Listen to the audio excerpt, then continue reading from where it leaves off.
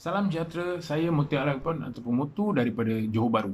Sekali lagi saya ingin mohon jasa baik daripada rakan-rakan di luar sana untuk tolong sampaikan mesej dan rakaman ini kepada Yang Amat Berhormat Datuk Seri Ismail Sabri Yaakob, Perdana Menteri, kepada Kementerian Sumber Manusia dan lain-lain kementerian yang berkait. Terima kasih. Salam sejahtera Datuk Seri. Saya ingin sampaikan satu cadangan untuk menukar waktu ataupun sistem bekerja kita ke satu sistem yang pada pandangan saya lebih baik dan menguntungkan tiga pihak, iaitu pihak pekerja, majikan ataupun kerajaan dan pelanggan ataupun pengguna.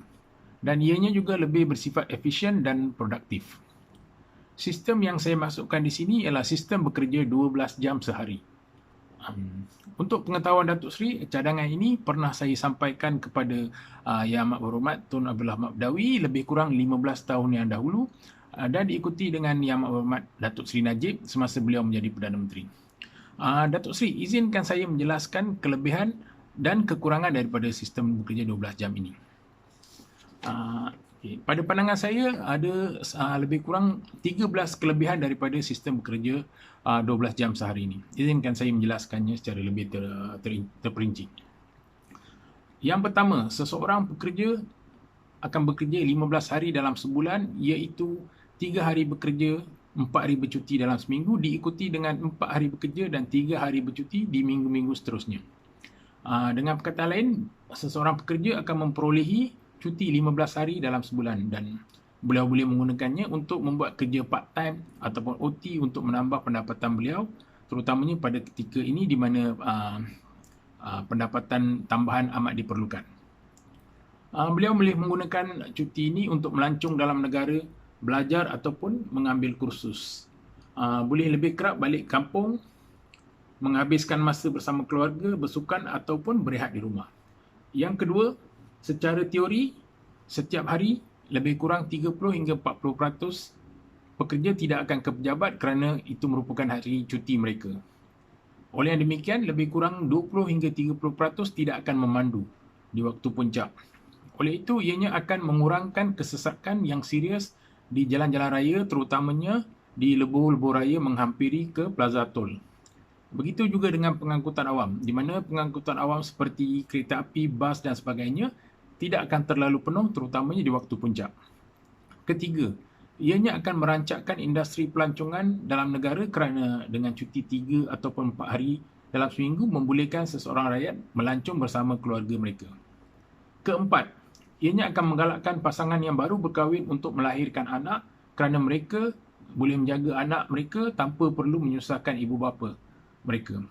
Dan mereka tidak perlu berbelanja besar untuk mendapatkan perkhidmatan pembantu rumah.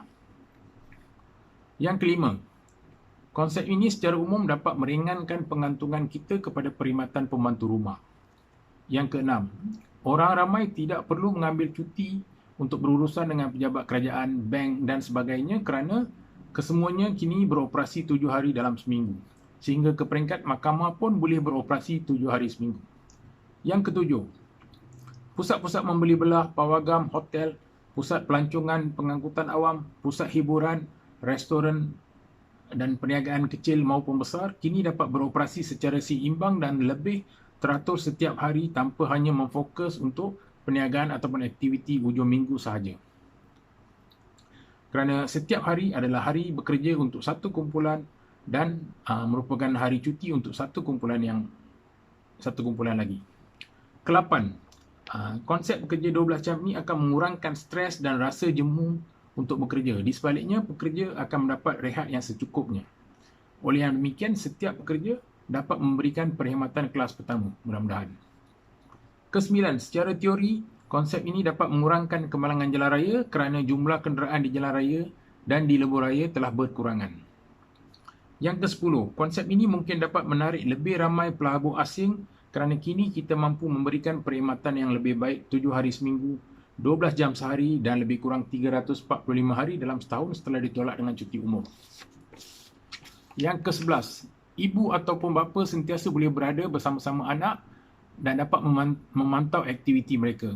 Dapat membantu dalam pembelajaran dan sekiranya perlu, mereka boleh menghantar dan mengambil anak mereka daripada sekolah. Dan juga mereka selalu dapat berjumpa dengan guru darjah untuk mengetahui perkembangan pendidikan anak-anak mereka. Yang ke-12, konsep ini juga dapat membantu kita berjimat sedikit kerana dapat kurangkan aktiviti di luar seperti makan di luar, tambang ataupun kos bahan api dan penyelenggaraan kenderaan. Dan yang ke-13, sekiranya hanya ada satu kereta, dua anggota keluarga yang berlainan shift boleh menggunakannya tanpa perlu membeli sebuah lagi kereta. Itu saja kelebihan yang dapat saya senaraikan daripada konsep bekerja 12 jam ini.